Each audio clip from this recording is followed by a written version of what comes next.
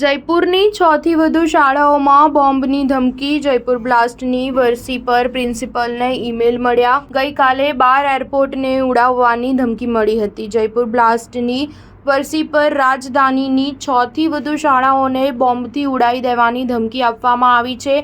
કોઈ અજાણ્યા વ્યક્તિએ વહેલી સવારે શાળાના તમામ આચાર્યોને મેલ દ્વારા શાળાની ઇમારતમાં બોમ્બ હોવાની જાણ કરી હતી. આખી શાળાને તાત્કાલિક ખાલી કરવામાં આવી હતી. માહિતી મળતા જ પોલીસની ટીમ અને બોમ્બ ડિસ્પોઝલ સ્ક્વોડ ઘટના સ્થળે પહોંચી ગઈ હતી. તમામ શાળાઓમાંથી બાળકને બહાર કાઢવામાં આવ્યા છે. પોલીસ મેલ મોકલનાર વ્યક્તિના ઈમેલ આઈડી વિશે માહિતી મેળવી રહી છે. એક દિવસ પહેલા જ જયપુર સહિત દેશના 12 એરપોર્ટને બોમ્બથી ઉડાવી દેવાની ધમકી આપવામાં આવી હતી. જયપુરની શાળાઓને બોમ્બથી ઉડાવી દેવાની ધમકી એવા સમયે આવી છે જ્યારે રાજધાનીમાં 2008માં થયેલા શ્રેણીબદ્ધ બોમ્બ વિસ્ફોટોની આજે 16મી વરસી છે. સિરિયલ વિસ્ફોટોની વરસી પર શાળાઓને બોમ્બથી ઉડાવી દેવાની ધમકી પાછળ ગભરાટ ફેલાવવાનું કાવતરું નકારી શકાય નહીં. સાયબર સેલની ટીમ ઈમેલ મોકલનારને શોધવામાં વ્યસ્ત છે. જયપુર સિરિયલ બ્લાસ્ટ પછી પણ ઇન્ડિયન મુજાહિદ્દીને ઈમેલ કરીને જવાબદારી લીધી હતી.